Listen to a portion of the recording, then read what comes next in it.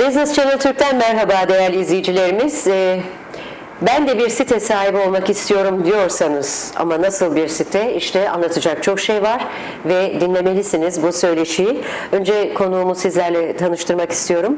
Sayın Enes Olgun, hoş geldiniz. Hoş Sayın bulduk. Olgun. Teşekkürler. Enes Olgun ne iş yapıyor? Şimdi Enes Olgun internet sitesi satıyor. Yani network marketing işi yapıyor. Firmasının adı da Mega Holdings. Türkiye distribütörlüğü Enes Olgun Bey'e ait. Dolayısıyla çok uluslu şirket diyebiliriz sizin şirketiniz için. Evet, Değil mi? doğru. Bize anlatır mısınız bu işin detaylarını? Yani aslında ne yapıyorsunuz ve ondan sonra ben eğer bir İnternet sitesi sahibi olmak istiyorsam size nasıl bir temas içinde olmalıyım? Şöyle söyleyeyim, şirketimizin merkezi Malezya'da, aynı zamanda da Almanya'da merkezlerimiz. Türkiye'de resmi distribütörümüz, aslında Türkiye temsilciliğimizi getiren Mesut Bey. Ben Türkiye'de şirketin ilk çalışmaya başlayanlarından bir tanesiyim ve yaklaşık 25 tane ülkeye bu şirketi taşıyan kişiyim. Yapmış olduğumuz iş, biz web sitesi, internet sitesi satıyoruz. Fakat diğer şirketlerden farklı olarak satmış olduğumuz her insana web sitesini tasarlamasını da öğretiyoruz. Yani birçok insan web sitesini satın alıyor. Mesela ünlüler, futbolcular, iş adamları ya da şirketler, fakat webmasterlara bağlı oluyorlar. Yani bir fotoğraf değişecekleri zaman bile kendileri değiştiremiyorlar. Biz insanlara bu özgürlüğü veriyoruz. Nasıl ki sosyal medya hesaplarımızı, Facebook'umuzu, Twitter'ımızı, Instagram'ımızı nasıl kendimiz kullanıyorsak, neden web sitemizi kendimiz kullanmayalım diye insanlara bu ürünü sunduktan sonra tasarlamasını da öğretiyoruz. Ve bu şekilde de ben 6 senedir bu şirkette çalışıyorum ve 90 bin kişilik büyük bir organizasyona ulaştım 25 ülkede. 90 bin aileniz var. Evet, evet. Peki çok zevkli ve başvuru çok mu diyecektim? Türkiye'den ya da diğer ülkelerden bir kıyaslama yaptığınız zaman en çok başvuru hangi ülkeden Şöyle gelmekte? söyleyeyim, biz Türkiye'den başladığımız için biz 3 sene boyunca işi öğrenene kadar, kavrayana kadar, çünkü ben bu şirkette çalışmaya başladığımda 21 yaşındaydım ve hayatta işe dair hiçbir tecrübem yoktu. Sıfırdan başladım ve sıfırdan başladığımız için zaten 2-3 sene sektörü öğrenene kadar, web sitelerini tanıyana kadar, iş hayatının nasıl bir şey olduğunu öğrenene kadar bir 3 senemiz geçti. Fakat şu an diğer ülkelerde, mesela İngiltere'de, Almanya'da, Hollanda'da, Belçika'da, Amerika'da şu an şirketimiz kurulma aşamasında. Diğer ülkelerde biz Türkiye'de 2-3 senede yaptığımızı diğer ülkelerde 6-7 ayda yapabiliyoruz. O yüzden yani şu ana kadar hiçbir ülkede bir fark göremedim. Hangi ülkeye girdiysek bütün insanlar aynı. Çok keyifli bir iş olduğunu düşünüyorum. Peki size ulaşmak için nereden başvuruyorlar? İnternetten tabii. Şöyle söyleyeyim, iş çok keyifli çünkü biz müşterilerimize, bizden ürün alan müşterilerimize aynı anda kazanç imkanı da sunuyoruz. Yani bizden bir ürün alan insan, tıpkı Amerikan şirketleri bunu çok fazla yapıyorlar son 20 yıldır. Mesela Türkiye'de bilinen Avon şirketi var, işte parfüm satıyorlar, ev kadınları, evden işler yapıyorlar. Biz de bizden ürün alan, web sitesi alan herkese arkadaşlarına tavsiye ettikleri takdirde komisyon ödüyoruz.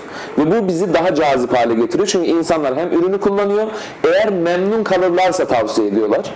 Memnun kalıp tavsiye ederlerse de işlerini büyütüyorlar. Bu yüzden de biz, insanlar bize ulaşmıyorlar, biz insanlara ulaşıyoruz. Yani bu çalışma sistemi Referans yoluyla evet. gidiyor ama çok güzel.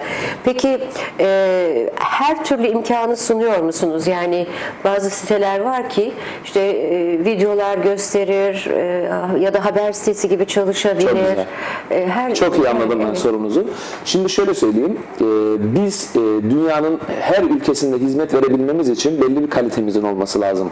Bugün bu sektörde şöyle şeyler oluyor. Mesela gencecik çocuklar, 20-25 yaş arası, ben de öyleydim. Evlerine bir server kuruyorlar ve evlerinden amatör şekilde web site satışı yapıyorlar. Ama elektrik gittiği anda site kapanıyor. O yüzden bu web sitesi çok detaylı bir şey ve bizim şirketimizin sunmuş olduğu üründe biz müşterinin ihtiyacı olan her şeyi sunuyoruz. Yani videosu, yazısı, bunların dışında güvenlik de çok önemli. Her anlamda bir web site kullanma gereği duyan bir insanın neye ihtiyacı varsa sınırsız olarak sunuyoruz. Bir de bu önemli. Mesela bazı siteleri alıyorsunuz. Sitenize belli bir rakamın üzerinde insan giriş yapmaya başladıktan sonra sizden ekstradan para istiyorlar ya da siteyi durduruyorlar. Diyorlar ki trafiğiniz doldu, ekstra para vereceksin. Ama biz sınırsız trafik veriyoruz. Yani kişinin sitesi ne kadar talep görüyorsa, ne kadar bilgi yüklemek istiyorsa bu anlamda hiçbir kısıt koymuyoruz. Kişisel sitede yapabilir herhalde, değil mi? Şöyle söyleyeyim, müşterilerimizin doktorlar, sanatçılar. kesinlikle bizim müşterilerimizin çoğu %60-70 oranında zaten kişisel site alıyorlar. Şundan dolayı bugüne kadar dünyada artık insanlar markalaşmaya başladı. Tabii. Yani bu sosyal medyadan sonra artık herkes kendi medyasını kurdu. Bugün ben bir televizyon kanalındayım, doğru, ama bugün bazı sosyal medya hesapları televizyon kanallarından daha çok takip ediliyor. Ünlülerin tabii. hesapları. Biz de Her an yanınızda. her an yanımızda. Her yerde yanınızda. Bu da insanların artık kendisini marka olarak görmesine ve neden benim de web sitem olmasın diyerek bunu öğrenmesine neden oldu. Bu yüzden de birçok kişisel sitede var müşterilerimiz arasında. Var. Maliyeti yüksek mi bu sitelerin? Yani siz bir vurgu yaptınız. Size satıyor altyapıyı ama kapasite arttıkça durduruyor ve ekstra para istiyor. Ve bize Siz bunu tasarım için yapmıyorsunuz. para istiyorlar. Bir de o var. Sitenizi yapıyorlar ve tasarlamak için para alıyorlar ve ayrıca her güncelleme yapmak istediğinizde para alıyorlar. Bizim avantajımız şu, biliyorsunuz ki maliyet olarak biz uluslararası bir şirket olduğumuz için Türkiye'deki fiyatımızla Amerika'daki fiyatımız, Malezya'daki fiyatımız, Almanya her yerde aynı standart. Fiyatımız da $250 artı KDV. Her ay mı ödeniyor bu size yoksa başlangıç için? Senelik.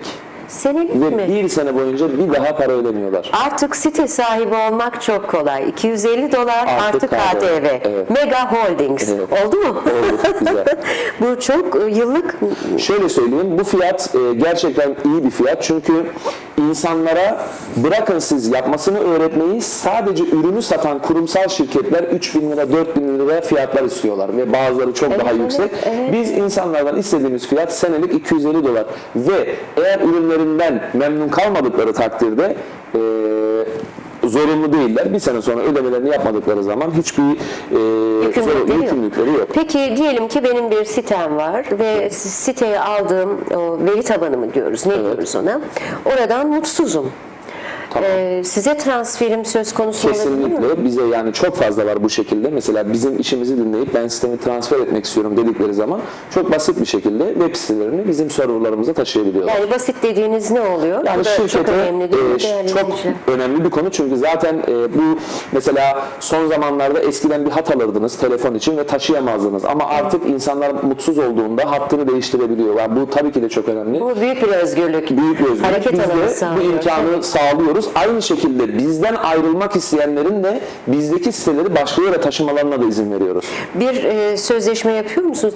Sizdeki Tabii ki. siteleri başka yere, ama hangi koşulla? Sizin sunduğunuz altyapıyla mı taşıyor? Hayır. Şimdi mesela bizim şirketimizde de memnun olmayan müşteriler olabiliyor. Şunu çok iyi biliyorum ben. Yani siz dünyanın en iyi ürününü de satsanız her zaman mutsuz müşteri vardır. Ve bizim de bu oran çok düşük bir oran, ama yine de birisi bizim şirketimizden web sitesini taşımak istediğinde o da taşıyabiliyor. Aynı şekilde bize de taşıyabiliyorlar. Evet. Diyelim ki benim bir internet haber sitem var. Güzel.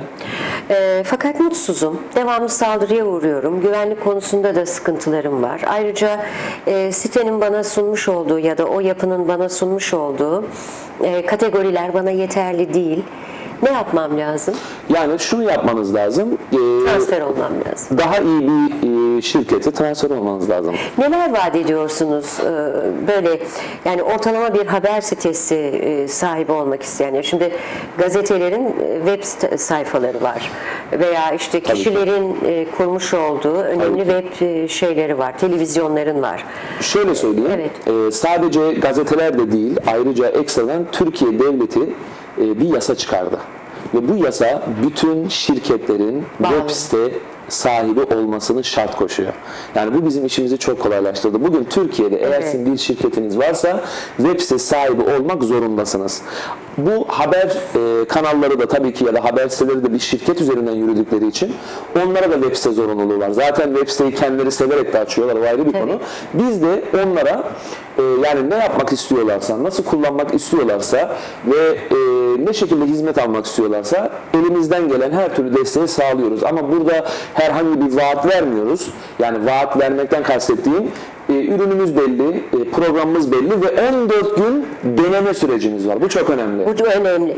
Yani kişi memnuniyeti, müşteri Aynen. memnuniyeti. 14 gün Hatta içinde. şeyi söylemek istedim. Yani bir paket var. Evet. Çeşit çeşit paketleriniz var ya da Evet. kişiye özel, kurumlara özel vesaire. Bu paketlerde sunduklarınız neler? Şöyle söyleyeyim, biz şöyle bir fark oluşturduk. Bugün dünyada eskiden çok büyük bir telefon şirketi vardı, Nokia. Evet. Ama şu an artık Yok. yok. Sebebi şu, çok fazla alternatif telefonu vardı. Bugün dünyadaki bütün büyük markaların özelliği sadelik, az ürün satmaları, tek modellerin olması. Biz de bu internet sektöründe şunu getirdik. Biz bir şirketle şahısa aynı sınırsız özellikleri sunuyoruz. Çok güzel. Otomatikmen Yani de ürünümüz tek paket, sınırsız. Aynı zamanda bir de kendilerine özel mail adresine sahip oluyorlar. Peki diğerlerinde olmayan ne var sizde? Şöyle söyleyeyim, bizim en büyük olayımız Donma yok. güven. Birincisi güven. İkincisi müşterilerin sınırsız destek hakkı. Yani 24 saat. 24 saat ve sınırsız. Yani bazı şirketler şunu yapıyor. Mesela sana 5 kere destek veriyor ama ondan sonra sizden ekstra ücret alıyorlar. Çünkü siz web sitenizi bazen kişisel hatalarınız yüzünden de bozabilirsiniz. Otomatikmen diyor ki bu kişisel. Bizde o da yok. Bizde ne olursa olsun müşteriye biz bir sene içinde hangi sıkıntısı olursa olsun her türlü desteği veriyoruz. Bu çok önemli ve tabii bir de yasal düzenlemeler var. Evet. Buna uymayan müşteriler hakkında zaten devlet yaptırımları uyguluyor. Sizleri bağlayan bir şey var mı? Şöyle söyleyeyim, bizim Türkiye'de web siteyle alakalı yasal düzenlemede hiçbir sıkıntımız yok. Aksine web sitelerde olması gereken şartların hepsini sunarak biz ürünü satıyoruz. Yani devletin getirmiş olduğu web site sahibi olma şartında bir web sitesi hangi özelliklere sahip olması gerekiyorsa biz bütün bu özellikleri sunuyoruz. O yüzden bizim hiçbir sıkıntımız yok o konuda. Evet. Yani yasal bir sıkıntı söz konusu olmuyor. Bir sözleşme yapıyor musunuz? Tabii ki yapıyoruz. Yani bizden ürün alan her müşterimiz biz tüketici sözleşmesini yapıyoruz ve zaten bu sözleşme nedeniyle 14 gün içinde mesela iade hakkına sahip olması bu sözleşmenin maddelerinden bir tanesi. Evet. Yani, tabii ki yapıyoruz. Siz network marketing olarak yani Mega Holdings olarak Türkiye ayağı kaç kişi? Şöyle söyleyeyim, çalışan olarak soruyorsanız yani toplam müşteri sayısı olarak mı soruyorsunuz? Şirkette çalışan sayısı merak ettim. Bizim şirketimizin ortakları 3 ortak şirketimiz. Şirkette çalışan kişi sayısı da yani yaklaşık 45-50 kişi şirkette çalışıyor. Kişi. Evet. Çünkü çok geniş bir ailesiniz değil mi? 90 bin. 90 bin evet. Şimdilik sadece 90 bin aboneniz var ki ne kadar zamanda ulaştınız buna? Güzel Türk firmaları için bu başarı. 6 senede ulaştık. 6 senede ulaştınız ve 90 bin aboneye ulaşmak da önemli. Kolay bir şey değil. Sizin yaptığınız işi Türkiye'de yapan başka firmalar Çok var mı? Ya da çok var. böyle yurt dışı ayaklı Şöyle söyleyeyim, yapan var mı? Türkiye'de şu an yaklaşık 50 ile 100 arası şirket var. Bunların %70'i %80'i yabancı şirketler. Ama bir %20, %30 civarında da Türk şirketleri de son zamanlarda bu sektöre geçiş yapmaya başladı. Bizim ama onlara bir artımız var. Şöyle, eskiden Türkiye hep sona kalırdı. Yani Amerika'da bu sektör başladığı için Envy şirketiyle Amerika'da başlardı, bütün Avrupa'yı dolaşırdı. En son Almanya'daki Türkler akrabalarını Türkiye'ye işi taşırlardı. Biz ilk defa şirketimiz Malezya şirketi olduğu için biz doğudan batıya işi taşıdığımız için şu an bütün Avrupa, Amerika, Güney Amerika birçok ülke Türkiye üzerinden işimizi taşıyoruz. Yani çok Türkiye'deki güzel. insanlar işi Avrupa'ya taşıdıkları için de bütün Avrupa'nın, Amerika'nın kazançları, komisyonları da Türkiye'ye geliyor. Bu bizim için çok büyük bir avantaj. Şimdi Enes Bey bu bir platform diyebilir miyiz? Yani televizyonları izlediğimiz dijital platformlar gibi. Tabii ki. Bu bir platform. Tabii bu açıdan da çok mühim. Sitelere ne kadar kişi girdi, ne kadar kişi çıktı herhalde onu gözleme Tabii ki şansınız da var. Onu zaten bağımsız nasıl işte YouTube nasıl reytingleri ölçüyorsa ya da bunun kuruluşları var. Aynı şekilde bağımsız uluslararası şirketler var. Sadece sitenizin ismini yazıyorsunuz. Bütün bilgileri size veriyor. Size veriyor. Evet. Bir demo şeyiniz var mı, yani sitenizi nasıl bir sitedir, nasıl Tabii ki çalışır var, gibi var. bir tanıtım adresi var mı? Tabii ki de var. Bizim Onu verir misiniz lütfen? Ben de temsilciliğimizin- merak ettim. Türkiye temsilciliğimizin sitesi megagrupbilişim.com. Mega, Grup ben yazıyorum, siz de yazın sayın seyirciler. Mega Grup bilişim Bilişim Birleşik yazıyoruz. Evet. Bilişim.com diye girdiğimizde girdikleri zaman sizin orada tanıtımınızı görebiliyoruz. tanıtımımızı görebiliyorlar. Aynı zamanda YouTube kanallarımızda demo videolar var. Nasıl web sitesi tasarlandığına dair videolar var. Yani ihtiyaç duydukları her şeye ulaşabiliyorlar. Bir kişi veya kurum niye internet sitesi sahibi olsun? Aynı zamanda kendine bir getirisi olmasını da ister. Reklamasyon işi konusunda önerileriniz ne? Şöyle söyleyeyim, insanlar web sitelerini çok değişik amaçlarda kullanıyorlar. Bazı insanlar web sitelerinden fikirlerini, bilgilerini paylaşarak ya da kendilerine has özellikler oluyor. Mesela çok iyi yemek tarifleri olan kadınlar oluyor, ev kadınları ve hayatlarında web site kullanacaklarına bile inançları yok. Biz o insanlara bilgisayar kullanmasını bile öğrettiğimiz Onu çok nasıl insan oldu. yapıyorsunuz? Biz referansla yürüdüğümüz için ona satışı gerçekleştiren kişi oturuyor, bilgisayar aldırıyor, web site kullanmasını öğretiyor. Ha diyeceksiniz ki neden bu kadar uğraşıyor diye soracaksanız, o insana bunları öğrettiği zaman o insanın da yapmış olduğu bütün satışlardan ona öğreten kişi de bir prim alıyor.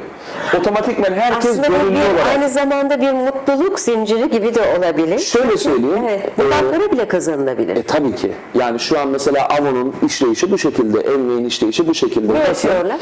Ağ kuruyorlar, belli derinliklerde komisyon alıyorlar. Mesela ben bir parfüm satın alıyorum. Memnun kaldığımda arkadaşıma tavsiye ediyorum. Avon ya da herhangi bir network şirketi bana bir komisyon veriyor.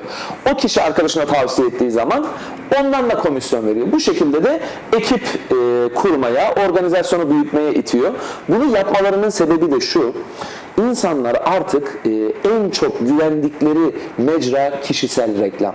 Yani ben bir billboardda görmüş olduğum bir reklama inanmaktan ziyade kendi güvendiğim arkadaşımın Denenmişliği tavsiyesine tercih daha ediyor. çok Evet. güveniyorum. Şirketlerde son 1954'ten beri var bu sektör ve gitgide şirketlerin sayısı artıyor. Türkiye'de Ülker bile Çok bu ilginç. sektöre giriş yaptı Dore ismi firmasıyla. Bu şekilde de insanlar güven üzerine kendi tanıdıkları insanlardan ürün alıyorlar. Tabii. Televizyonlara, medyaya, işte billboardlara, dergilere verilen reklam parasını da insanlara veriyorlar. Olay bu Şimdi kadar basit. burada firmaların isimlerinin özellikle kullanılma nedeni bu firmaların bu sistemde nasıl yürüdüklerini net olarak algılayabilmeniz Evet, tabii. için. Yani bunu bir reklam gibi lütfen algılamayınız değerli izleyicilerimiz. Zaten ben- Bu firmaların isimlerini özellikle kullanıyoruz ki sistemin nasıl yürüdüğünü daha net zihninizde oturtabilirsiniz diye ben anladım. Ben de bir şey söylemek Harika, istiyorum. çalışacağım Zaten bu işte. bu şirketler benim rakiplerimiz aslında. Yani ben rakiplerimizin reklamını yapma Tabii. şeyim yok. Ama şunun farkı, biz bu sektörde şirketler birbirlerine klasik ticarette olduğu gibi düşman ya da yani biz hep bütün şirketler büyüsün istiyoruz. Çok Otomatikman beni rahatsız etmiyor onların isimlerini kullanmak ya da onların tanınması. Bu da çok güzel bir özgüven meselesi kurumunuz için. Yani şöyle benim gayemden hep şuna inanıyorum. Önemli olan bir söz var. Amerika'da meşhur Zig Ziglar diye bir düşünür. Diyor ki ne kadar çok insanın mutlu olmasına, iyi olmasına yardımcı olursan sen de o kadar mutlu ve iyi olursun. Benim için bizim şirketimiz herkese hitap etmeyebilir. Atıyorum 60 yaşındaki bir kadın bizim ürünümüzü ya da bizim şirketimizde çalışamayabilir. Ama o kadın gidip ona uygun bir şirkette ne bileyim bir süpürge makinesi satabilir, Tabii. ne bileyim şey satabilir. O yüzden benim hiçbir sorunum yok. Yok. Bütün şirketlerle iyiyiz. Çok güzel. Sayın Enes Olgun, çok teşekkür ediyoruz. Rica Öyle ederim. de nefis anlattınız ki her şeyi anladık değil mi değerli seyircilerimiz? Artık karar da sizin. İnternet sitesi satıyor ama internet sitesinin nasıl satıldığını bütün ayrıntılarıyla öğrendik. Mega Holdings Türkiye distribütörü Sayın Enes Olgun'la birlikteydik. Ortaklı bir şirket, 3 ortaksınız. Evet, ben ortaklardan birisi değilim. Değilim, değilsiniz. Ben sıfırdan çalışan olarak başladım. Ama Fakat son derece Ekip çok büyüdü. bilgilisiniz. Yani elbette bilgili olmanız çok doğal. Ve sahip olmak istediğinizde yıllık $250 artı KDV ve sınırsız altyapıyla harika bir siteniz olabilir. Niye denemeyeceksiniz? Bence deneyin derim. Tekrar teşekkürler. Rica ediyorum. Çok sağ olun. Yeniden görüşmek dileğiyle, esen kalın.